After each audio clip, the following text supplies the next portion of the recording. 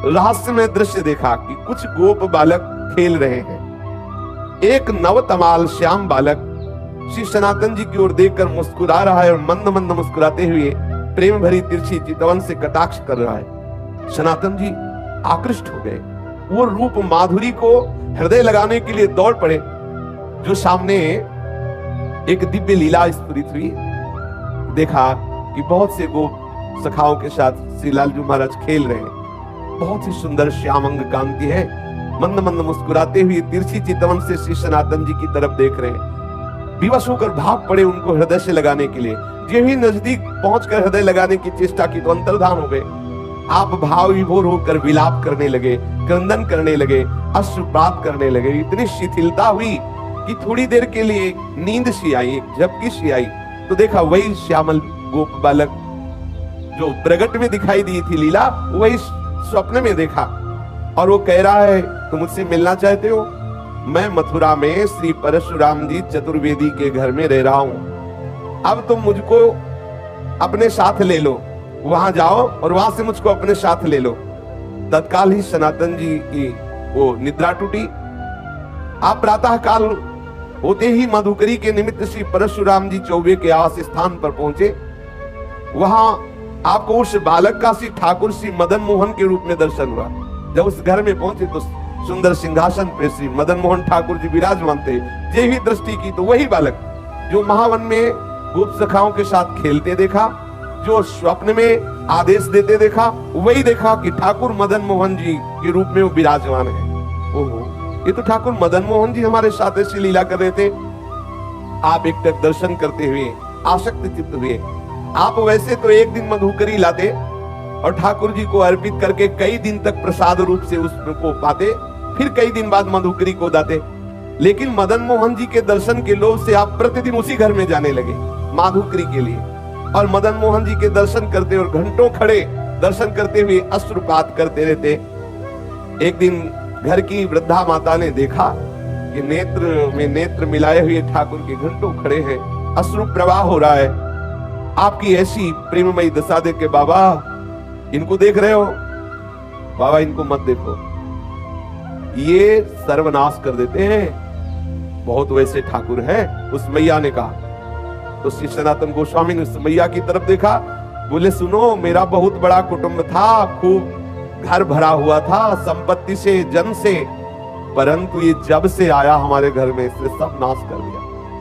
मेरा परिवार मिट गया, मेरी सब संपत्ति चली गई, केवल मैं अकेली रह गई। ऐसा ही होता है, अकेला ही रखता है। इसीलिए कल की चर्चा में था, पूज्यपाद श्री रूप गोस्वामी जी कहते हैं कि अगर अपने परिवार से मोह ममता हो तो श्री राधा गोविंद देव जी से आंख मत मिलाना। यदि आंख मिला लिया तो किसी काम के नहीं रहोगे। ठीक ऐसे ही श्री मदन मोहन ठाकुर जी की लीला है। उस मैया ने कहा कि सब कुछ नष्ट हो गया जब से आया है, केवल मैं अकेली रह गई हूं। सनातन जी ने वही अश्रु प्रवाह अनुराग से भीने हुए नेत्र कहा, माता जी तुम इसका परिचय मत दो, मैं जानता हूं मेरी भी यही दशा हो गई है। जब से इसने नजर की तब से सब नाश हो गया। और क्या, राजमंत्री थे, नजर हुई, कहां पहुंचा दिया। एक गुदड़ी करवा और भाव में मगन। ये विनोद है महापुरुषों का। समस्त मलिनता माया की जो हमें घेरे हुए है, जब ठाकुर का कृपा कटाक्ष होता है तो उससे बिलक करके अपनी लीला में प्रवेश दे देते हैं, जो चिदानंदमयी है, जो एक रस लीला है। ये परिवर्तनशील जगत की मोह ममता का नाश एकमात्र इनकी कृपा कोर से होता है। जब से इनसे प्रीति की तब से मेरा सर्वनाश हो गया, श्री सनातन जी ने कहा। इसलिए नाश का अब तो कोई भय रहा नहीं, कोई बचा ही नहीं तो क्या भय। मेरे निकट जो भी था अब वर्तमान में कुछ नहीं रह गया है। ये इसी की नजर का चमत्कार है। वृद्धा ने कहा, तो भी तुम इसकी तरफ देख रहे हो? देखो, तुम्हें पसंद आ गया क्या?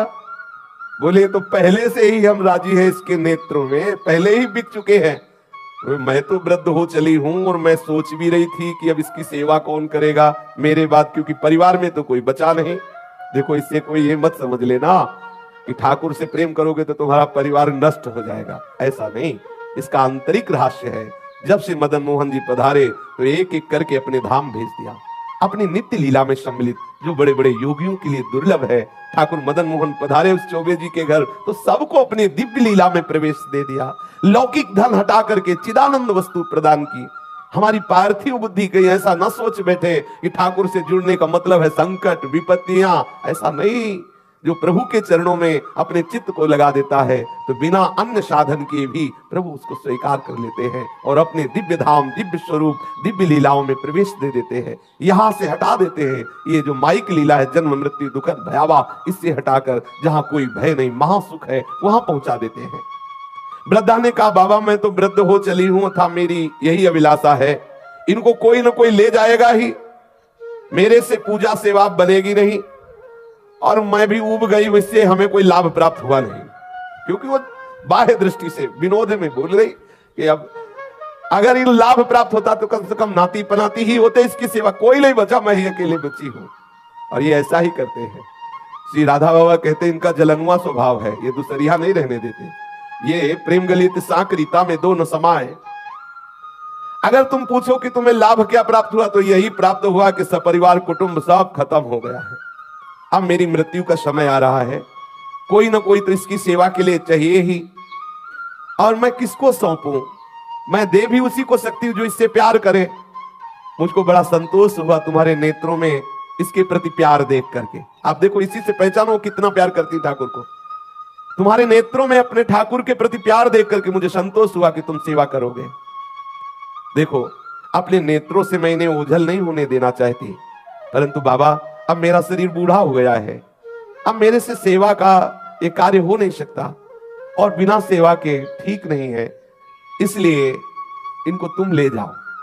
श्री सनातन गोस्वामी जी ने कहा, मैया यदि ऐसी बात है तो तुम इन्हें मुझे दे दो, मैं इन्हें अपने संग ले जाऊं।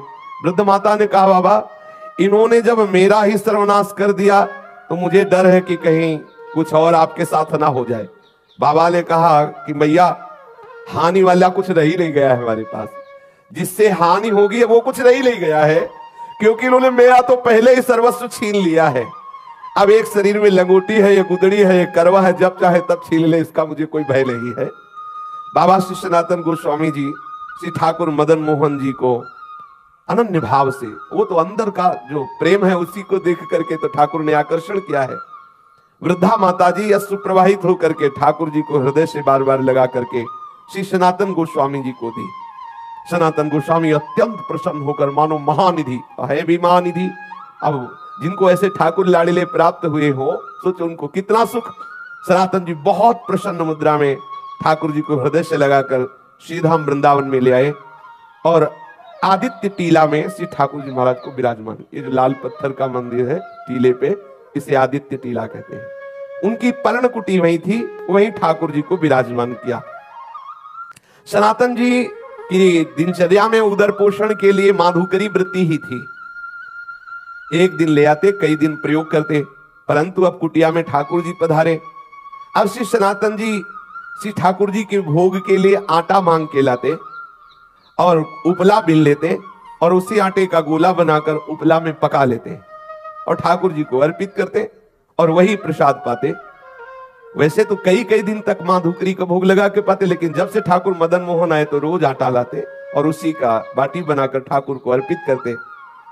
ठाकुर जी को जब भोग अर्पित करते तो ठाकुर जी मुंह बुलाते, क्योंकि चौबे जी के यहाँ मलाई रबड़ी पाले वाले, ठाकुर जी रबड़ी छालने वाले, अब यहाँ सूखी बाटी, उसमें नमक भी नहीं, अब कुछ कह नहीं सकते, लेकिन मुंह बुलाते ठाकुर जी, जो ये से बाटी रखते। ठाकुर एक दिन हिम्मत करके, ठाकुर जी देख लो ये प्रेम का बल, जैसे कोई बच्चा डरता है ना बड़ों से, ऐसे ठाकुर जी डरते थे श्री सनातन गोस्वामी से। थोड़ा डरते हुए कहा, बाबा ये सूखी बाटी गले से उतरती नहीं है, आप ये जली जली बाटी हमको भोग लगाते हो, हमारा उधर भी काम नहीं कर रहा, गले से सरकती नहीं है। अरे इतना नमक तो डाल दिया कर, इतना नमक डाल दिया कर। श्री मदन मोहन जी के मुख से सुनकर के सनातन जी मुस्कुराए और बोले, देखो हमें महाप्रभु ने आदेश किया है कि वृंदावन वैराग्य से रहना। अब मैं समझ गया कि आप मुझे फिर फंसाना चाहते हो, चटोरा स्वभाव है आपका, वैसे ही बाल्यपन से चटोरा स्वभाव। कभी यशोदा मैया के द्वारा दिए हुए माखन से तृप्त नहीं होते थे, जब तक 10-20 घरों से गोपियों के यहाँ जाकर के बाल लीला करके 10-20 घरों से नहीं पाते। तो हमें पहले से पता है आपकी चटोरा स्वभाव है, और वैसे भी चौबे जी के यहाँ भोग लगता रहा, लेकिन ये बात समझ लो कि यहाँ ये व्यवस्था नहीं हो पाएगी।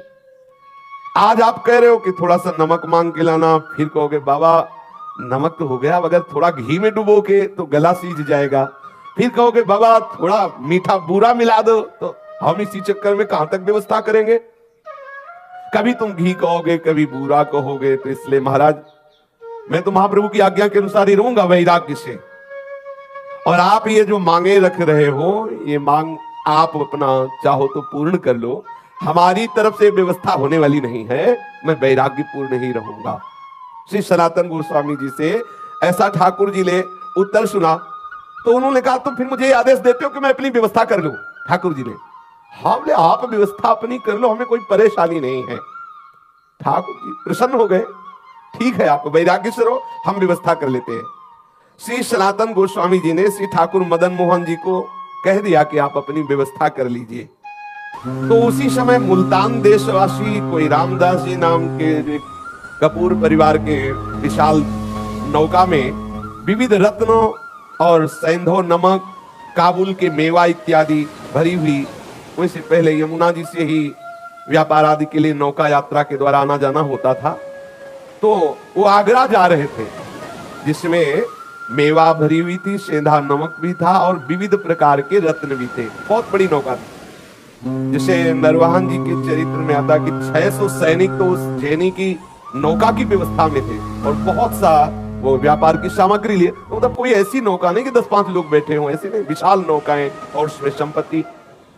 जब ठाकुर जी से कहा आप अपनी व्यवस्था कर लो, तो यही नीचे ही यमुना जी बहती थी, जहां से आज परिक्रमा मार गए, क्योंकि यमुना जी के समीप ही आदित्य टीला, वो आज भी जो लाल पत्थर का मंदिर, तो जो परिक्रमा मार गए यमुना प्रवाह उस समय, क्योंकि ऐसा प्रसंग आता है कि वहां से घड़ा लेकर के सीधे यमुना जी में कूदा चोर, ऐसी कथा आती है। तो मतलब समीप ही यमुना जी थी, वहां ही आके नौका रुक गई। अब बहुत प्रयास किया, नौका वहां से चली ही नहीं। अब अनेक प्रयास करने पर जब हार गया, चलने की बात क्या, नौका हिली डुली भी नहीं, क्योंकि ठाकुर जी जजमान पटाना चाहते हैं। अब श्री रामदास जी कपूर परेशान हो गए, तो ठाकुर जी ही एक गोप वेश बालक का धारण करके गए और कहा सुन, ये नौका ऐसे नहीं निकलेगी, अगर तुझे नौका निकालना है तो देखो वो संत भगवान बैठे उस वृक्ष के नीचे, सनातन गोस्वामी जी के लिए कहा, वहां जा दंडवत कर, कुछ मनौती मांग तो नौका निकल जाएगी, हम तुमको पक्की सलाह देते हैं। अब श्री और ये कौन बालक, वही है ठाकुर जी पटा रहे हैं, नाव रोका और भेज रहे हैं, पर बिना सनातन जी के। ये देखो इनका दुलार देखो, ठाकुर कितना अपने जनों को प्यार करते हैं। वैसे ये सबके साहब हैं, लेकिन जो इनकी दास्ता स्वीकार कर लेता वो ठाकुर अपना साहब उसे बना लेता है। कैसा करुणामय है। नरसिंह मेहता जी के लिए देखो, अपने को सेवक कहा, जब कभी आदेश हो स्वामी निसंकोच होकर आदेश करना, ये सेवक सदैव आपकी सेवा में तत्पर है। श्री द्वारिकाधीश जी ने ऐसा नरसिंह जी के लिए कहा। सबका साहब अपने सेवकों का सेवक बन जाता है, अपने सेवकों को साहब बना लेता है। जाकर के सनातन जी की शरण में उनसे अनुनय विनय करो, तुम्हारी नाव निकल जाएगी। रामदास कपूर तत्काल जिधर उस गोप बालक ने संकेत किया था वहां गए। श्री सनातन गोस्वामी जी बैठे हुए श्री प्रिया प्रीतम के चिंतन में डूबे हुए थे। उसने आकर साष्टांग प्रणाम किया, वस्त्रपात करते हुए कहने लगा, मेरी रक्षा करो, मैं एक व्यापारी हूं, मेरी नाव फंस गई, मैंने हर उपाय करके देखा, ब्रजवासियों को बुलाकर निकालने की चेष्टा की, नहीं निकली, आप कृपा कर दो, मैं आपके पास आया हूं किसी ब्रजवासी के कहने पर। ध्यान किया सनातन गोस्वामी जी ने कि कौन ब्रजवासी ने भेजा, पता चला ठाकुर मदन मोहन ने। बोले समझ गए, अच्छा जजमान पटा लिया है। श्री रामदास जी ने जब सनातन जी से ऐसा कहा तो सनातन गोस्वामी जी ने कहा कि भैया वो बैठे पर्णकुटी में, वो जो बैठे ना, आप जाओ उनके सामने कुछ मनौती मानो, जाके उनके सामने मनौती मानोगे तो नाव निकल जाएगी, क्योंकि जान गए कि ठाकुर जी ने ऐसी लीला की। सनातन गोस्वामी ने कहा नाव तभी निकल सकती है जो पर्णकुटी में विराजमान ठाकुर जी है, उनके सामने कुछ निवेदन करो जाके।